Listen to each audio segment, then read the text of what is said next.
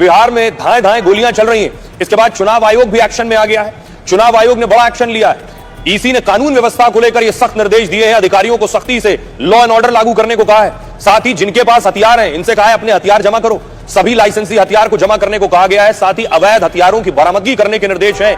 चुनाव आयोग को मानना है कि बिहार में अवैध हथियार भी हैं। वीडियो कॉन्फ्रेंसिंग से राज्य के लॉ एंड ऑर्डर की समीक्षा भी की गई है। शांतिपूर्ण चुनाव के लिए गाइडलाइन पालन करने का ऑर्डर दिया गया है। राज्य की सीमाओं पर कड़ी निगरानी करने को कहा है और कहा गया है जो अराजक तत्व हैं अफवाह फैलाने पर नजर रखी जाए। जो लोग अफवाह फैला रहे हैं संवेदनशील इलाकों की सुरक्षा और कड़ी करने को कहा गया है। आचार संहिता लागू होने के बाद इसी की जिम्मेदारी और बढ़ जाती है। स्वतंत्र और निष्पक्ष चुनाव कराने की जिम्मेदारी चुनाव आयोग की होती है। चुनाव आयोग ने बड़ा एक्शन लेते हुए अधिकारियों को ट्रांसफर किया है। आयोग ने 3 अधिकारियों के खिलाफ कार्रवाई का आदेश दिया है।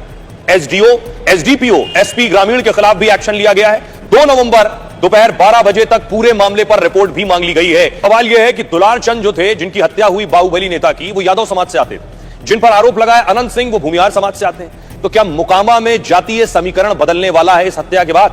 देखिए जरा, भूमिहार, यादव, दलित 3 जातियां हैं। भूमिहार यहां लगभग 30% है, यादव मोकामा में 20% है और 17% दलित है।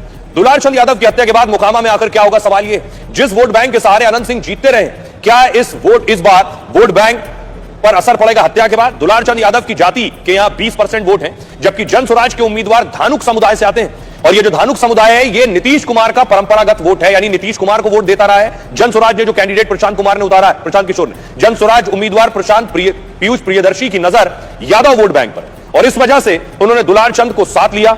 अब उनकी हत्या के बाद यादव वोटर क्या करेंगे? धानुक समुदाय के वोटर बटने से अनंत सिंह को नुकसान हो सकता है। यादव वोटर बटेंगे तो सूरज भान की पत्नी को नुकसान होगा, जो आरजेडी के कैंडिडेट। भूमिहार जाति से 2 उम्मीदवार होने से वोट उधर भी बट सकते हैं। हत्याकांड ने इस बार यहां से 2 समीकरण को और उलझा दिया है। 1952 में इस सीट पर आपको बताऊं भूमिहार समाज के लोग ही चुनाव जीतते रहे 52 से। अनंत सिंह को 20 साल की एंटी इनकम्बेंसी से भी नुकसान हो सकता है। 2 बाहुबलियों की जंग को जन स्वराज उम्मीदवार ने और दिलचस्प बना दिया है। अब देखिए सियासतदान क्या कह रहे हैं। मोकामा में मारे गए दुलार चंद दुर्दांत अपराधी थे, गिरिराज सिंह कह रहे हैं। दुलार चंद वीडियो में खुद पत्थर चलाते दिख रहे हैं। पोस्टमार्टम रिपोर्ट से पूरा सच सामने आएगा। Deputy CM Samrat Choudhary NDTV power play conclave में डिप्टी सीएम ने दावा किया कि मोकामा मर्डर के बाद प्रशासन एक्शन में है। 48 घंटे में सभी आरोपी सलाखों के पीछे होंगे। पप्पू यादव ने कहा एनडीए सरकार में मोकामा में कितने यादवों की बलि चढ़ेगी? अगर पहले जंगल राज था तो 20 साल से बिहार में आकर क्या हो रहा है?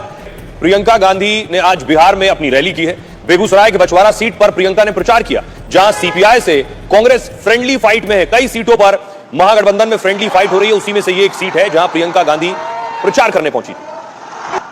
अखिलेश यादव ने भी बिहार पहुंचे थे। अखिलेश ने भी आज महागठबंधन के समर्थन में प्रचार किया। अखिलेश ने दरभंगा में आरजेडी के उम्मीदवार के लिए वोट मांगे।